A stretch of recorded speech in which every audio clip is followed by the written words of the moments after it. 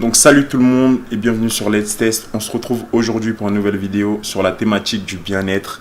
Et vous savez, le Ramadan arrive bientôt. Le Ramadan, c'est un mois sacré pour les musulmans. Donc j'avais envie de voir avec vous les 5 règles fondamentales pour rester en forme physiquement pendant le mois du Ramadan. Car le Ramadan est un mois archi important pour nous les musulmans. Il nous permet de recharger les batteries sur un plan spirituel.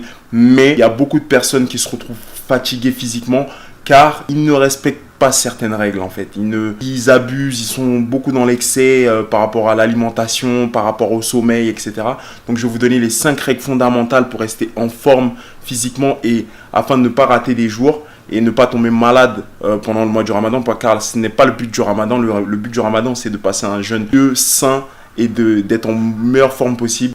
Avant de commencer cette vidéo, n'hésitez pas à vous abonner à la chaîne, à partager un maximum la vidéo, à mettre un pouce bleu, à activer l'horloge des notifications car je prépare une série de vidéos sur le Ramadan, que ce soit sur le sport et l'alimentation. Donc n'hésitez pas à vous abonner et à partager un maximum cette vidéo. Numéro 1, le sommeil. Et oui, le sommeil, c'est important. Franchement, c'est très important parce que souvent, pendant le Ramadan, on a souvent tendance à veiller tard la nuit pour pouvoir manger, pour pouvoir boire, pour pouvoir, entre guillemets, rattraper ce qu'on n'a pas pu ingurgiter tout au long de la journée. Mais c'est pas bon. Il faut absolument régler ça parce que si on dérègle trop notre cycle de sommeil, on est fatigué tout au long de la journée. Et si on est fatigué, on augmente la faim, la soif. Essayez donc de ne pas trop veiller tard la nuit. Essayez de vous coucher, on va dire 2 heures, 2 heures et demie après avoir mangé. Et aussi pendant tout au long de la journée, si vous pouvez, si vous avez des coups de barre, des moments de fatigue, n'hésitez pas à faire des micro-siestes. On va dire une micro-sieste, c'est pas dormir. Genre, allez, je suis fatigué, je vais de 13h à 20h, je vais dormir. Non, ça c'est pas bon. Essayez de dormir, on va dire peut-être 15 minutes, 15-20 minutes. Pour recharger vraiment les batteries. 15-20 minutes, ça suffit largement pour booster son énergie et être en forme tout au long de la journée. Le deuxième point que j'ai envie de voir avec vous, c'est l'hydratation. Parce que l'hydratation, c'est archi important. Vous savez, on n'a pas le droit de boire tout au long de la journée. Donc, à la fin de la journée, on se retrouve totalement desséché. On a vraiment très soif. Mais, ce que j'ai remarqué, c'est qu'on se jette automatiquement sur les boissons sucrées. Limiter les boissons sucrées, les remplacer vraiment par de l'eau, des boissons détox, eau avec un peu de citron, des smoothies fruités, etc. Et boire de façon progressive. Je bois pas 1,5 litre, 5, glou. Après, ensuite, j'arrive plus à manger. Non, faut boire tranquillement, gorgée par gorgée, verre par verre, etc. Prendre son temps pour vraiment bien boire pour pouvoir boire tout au long de la soirée, bien hydrater son corps de façon progressive.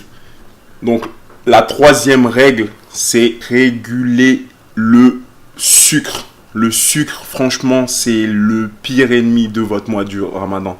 Il va vous faire grossir, surtout les sucres modifiés, tous ceux qui sont dans les gâteaux, les pâtisseries, les sneakers, les Mars et j'en passe. Ceux-là, c'est eux qui vont vous faire grossir vraiment pendant le mois du Ramadan. Pour contrecarrer tout ça, vous pouvez les remplacer par la stevia. La stevia, c'est un sucre avec 0 calories. Ou aussi par les sucres naturels comme le miel, les fruits.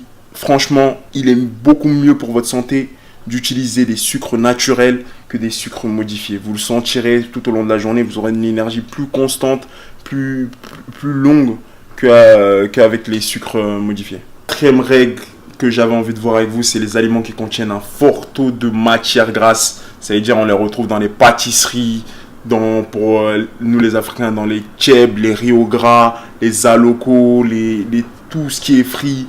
Éviter les frites, etc. Éviter un maximum, limiter ça un maximum parce que vraiment ça vous rend faible, ça vous bouche certaines artères, ça réduit votre énergie. Vous vous sentirez franchement plus lourd tout au long de la journée. Vous avez un sentiment de mal-être quand vous consommez un fort taux de ces aliments-là. Donc essayez de réguler tout ça, essayez de remplacer. Par exemple, vous pouvez faire des frites. Mais vous pouvez les cuire au four avec une pointe d'huile d'olive. ça va frire autant. Si vous pouvez faire par exemple de la viande, vous pouvez la cuire au four avec une pointe d'huile d'olive, ça marche aussi, mais évitez tout ce qui est je trempe tout dans l'huile, etc., etc. La cinquième règle, la plus importante pour moi, je pense, c'est la maîtrise de soi. La maîtrise de soi, pouvoir se contrôler, pour ne pas consommer trop de sucre, pour ne pas consommer trop d'huile, pouvoir réguler son sommeil de façon personnelle et réduire un maximum les matières grasses dans ses aliments. Ça demande une volonté, ça demande un certain, on va dire, entre guillemets, sacrifice, parce que la plupart du temps, pendant le ramadan, on a l'habitude de l'abondance, on a l'habitude de consommer tout pendant le ftour à volonté, à se mettre bien, entre guillemets, avec les aliments. Moi, personnellement, quand j'étais petit, je faisais quoi? À des moments, je consommais 2 pizzas, je mettais du yop, après je consommais je sais pas combien de boissons, etc., etc. Mais franchement, je vais pas vous mentir, c'est pas les meilleures choses, c'est pas la meilleure chose. Donc voilà.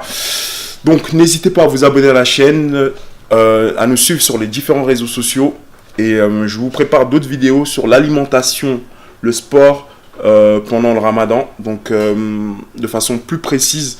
Donc n'hésitez pas à liker, à partager cette vidéo. Parce que vraiment c'est une vidéo que je fais vraiment pour vous. Afin que vous soyez en meilleure santé pendant le mois du ramadan. Donc n'hésitez pas à vous abonner. Et à très bientôt pour une nouvelle vidéo.